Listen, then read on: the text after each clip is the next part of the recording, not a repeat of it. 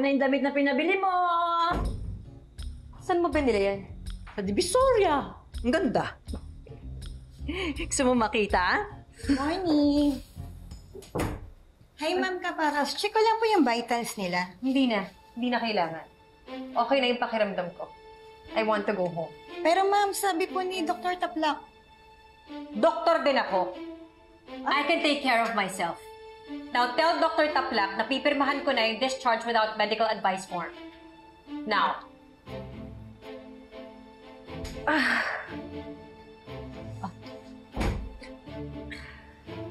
Madam, ang galing.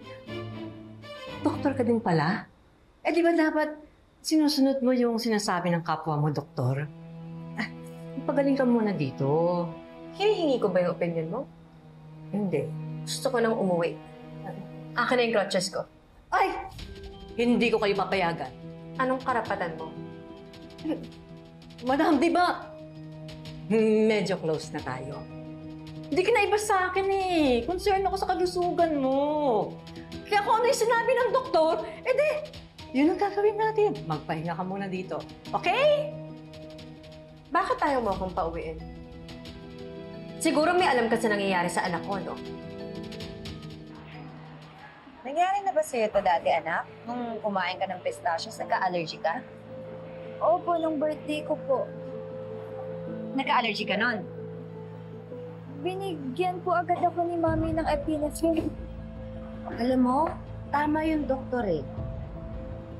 Kung talagang may allergy ka sa pistachios, sa dami ng nakain mo, malamang may nangyari na sa'yo masama. I'm also confused na Emma. Look at me now. I'm still okay po naman po, di ba? Alam mo, kailangan kausapin mo yung mami mo.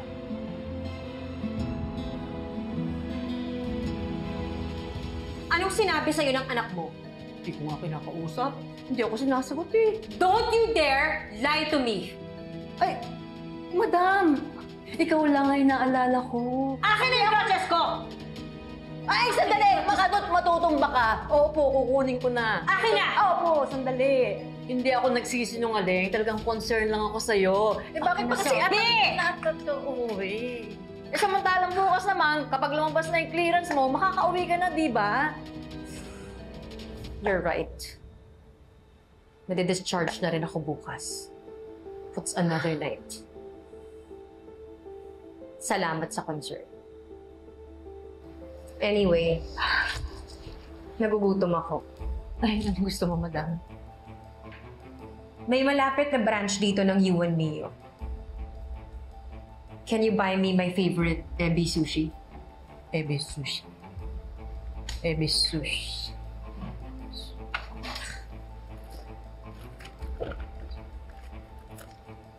Bumili ka na rin ng pagkain para sa'yo. Salamat. Oh, bibilisan ko. Hintay mo ko, ha?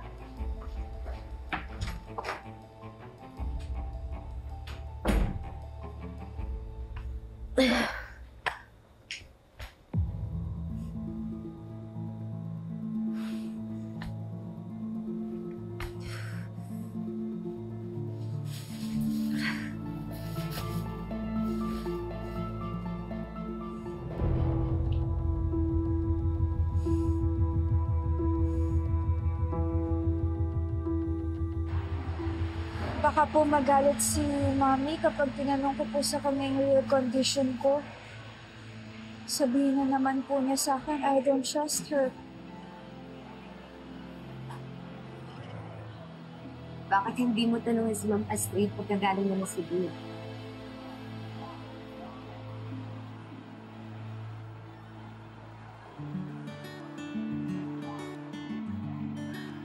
Rose, wait lang ah.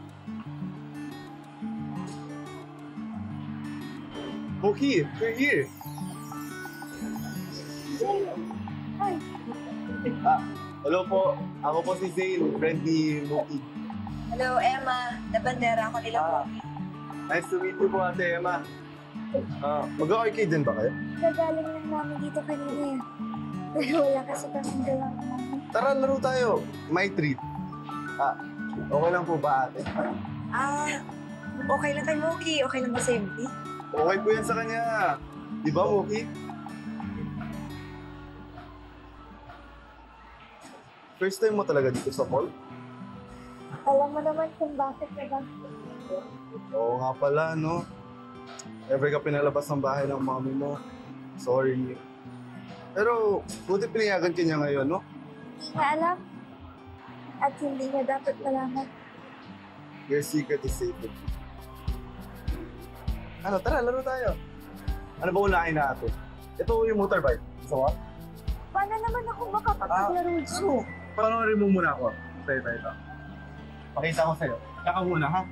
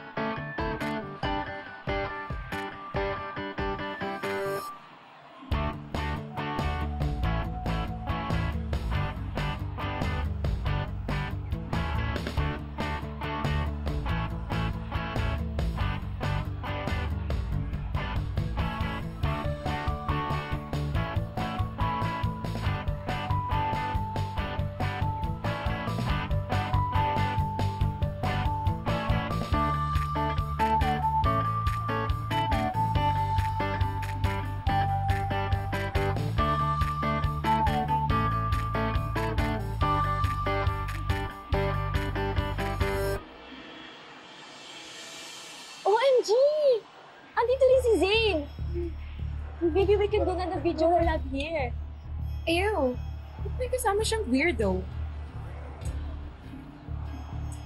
Yan ba yung sinasabi ni Zane na lakad niya? Ah!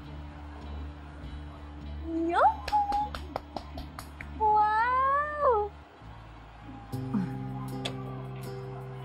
Here. Remembrance para sa una mong pagpunta sa mall. Thank you. Zane. Si Ate Emma. Ah! Bumili lang daw siya ng water. Ah. Kailangan natin, alam niyo na kami gagawin niya.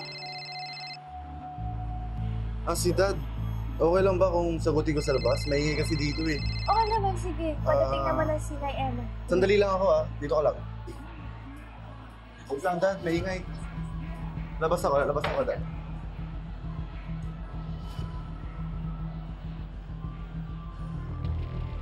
Ate, tubig. Salamat.